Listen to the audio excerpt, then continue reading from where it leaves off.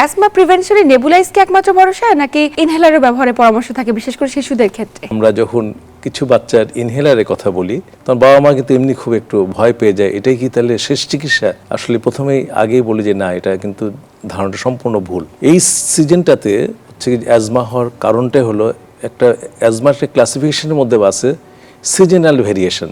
Seasonal asthma একটা বলে, কিছু অ্যাজমা একটা টাইপ আছে ইন্টারমিটেন্ট অ্যাজমা। দেখা যাচ্ছে কি যে 2 মাস 3 মাস পর অ্যাটাক হলো, হ্যাঁ, অথবা মাসে একবার হতো, দিনের বেলা হলো, এটাকে আমরা বলি ইন্টারমিটেন্ট টাইপ। আর কিছু আছে হলো পারসিস্টেন্ট, ওটা বা মাইল্ড, মডারেট, সিভিয়ার, ওটা হিসাব আছে, আমি দরকার নেই সবাইকে জানার। আরেকটা হচ্ছে সিজনাল ভেরিয়েশন।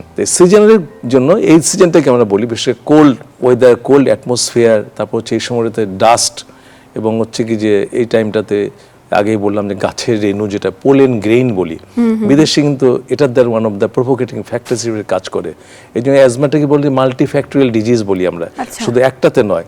যেমন হচ্ছে কি যে প্যারেন্টস সাফার করে কিনা, টু সাম এক্সটেন্ট জেনেটিকেরও একটা কিন্তু রোল আছে। বাবা মা অথবা গ্র্যান্ডফাদার মাদার ওরা আপনার হচ্ছে কি যে ওরা সাফার করেছে কিনা। তারপর কিছু আছে অ্যাটোপি বলি আমরা, অ্যাটোপি তার অ্যালার্জিক কোনো প্রবলেম আছে, যেমন অ্যালার্জিক রাইনাইটিস, অথবা স্কিনের মধ্যে হচ্ছে কি যে এক্সিমা, এই ধরনের কিছু আছে কিনা।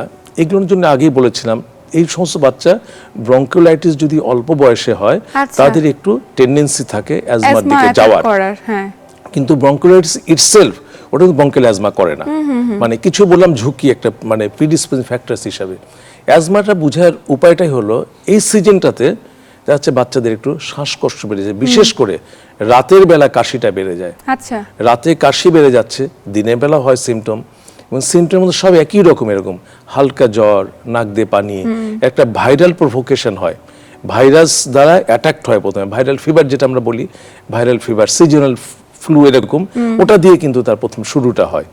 হালকা জ্বর, শ্বাসকষ্ট, নাক দিয়ে পানি, শ্বাসকষ্ট শুরু হয়ে গেল।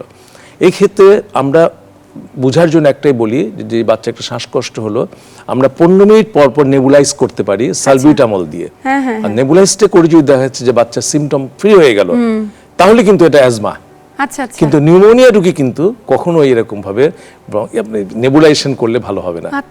ব্রঙ্কিওলাইটিসও কিন্তু যাবে না, এবং ওদের ক্ষেত্রে ট্রিটমেন্ট প্যাটার্ন ভিন্ন, হয়তো টোটাল আলাদা। হ্যাঁ, এই জন্য হয়েছে কি যে আমরা বলি যে যে সমস্ত বাচ্চা প্রথমে অ্যাজমা বুঝার উপায় একটাই হলো, শ্বাসকষ্ট নিয়ে যদি একটা বাচ্চা আসে, যদি তার আগে হিস্ট্রি কখনো না থাকে অথবা প্রিভিয়াস কোনো ডায়াগনোসড কেস নয়, সেক্ষেত্রে আমরা নেবুলাইজেশনটা করে আমরা পরপর 3 বার দিই, 15 মিনিটস ইন্টারভেল দিয়ে যদি দেখি তার সিমটম ফ্রি হয়ে গেল, তাহলে আর কোনো চিন্তা নেই।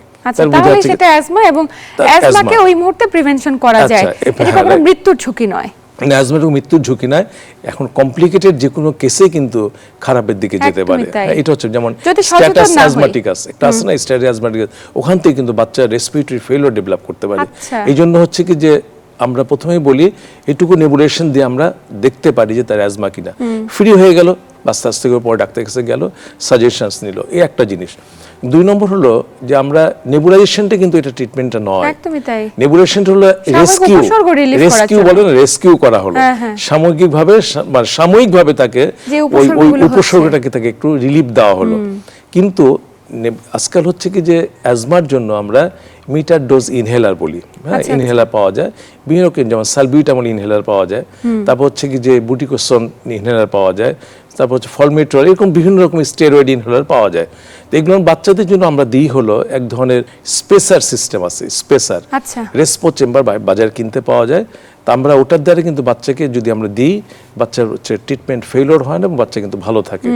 এই আরেকটা জিনিস আমরা বলি তাদেরকে হচ্ছে কি যে সচেতনতা, যেমন কিছু বাচ্চা আছে কোল্ড এনভায়রনমেন্টে গেলে প্রভোকেশনসটা হয়, তার বাচ্চা আম্মাকে আমরা বলি ঠান্ডার মধ্যে বের করবেন না, ঠান্ডা পানিতে গোসল করাবেন না, ঠান্ডা খাওয়াবেন না, বিশেষ করে ঠান্ডা ফ্রিজে ঠান্ডা পানি, আইসক্রিম, জুস, এগুলো বাচ্চাকে আমরা খাওয়াতে মানা করি, ধুলা বাড়িতে নিতে মানা করি। এবং ভাইরাস দ্বারা যেগুলো প্রভোকেশন হতে পারে, যে ফ্লু ভাইরাসের কথা বললাম, ফ্লু ভাইরাসে আমরা টিকা দিয়ে দিতে বলি, অন্য নিউমোনিয়ার ঝুঁকি যাতে না থাকে সমস্ত বাচ্চাদের নিউমোনিয়ার টিকা দিয়ে দিতে বলি।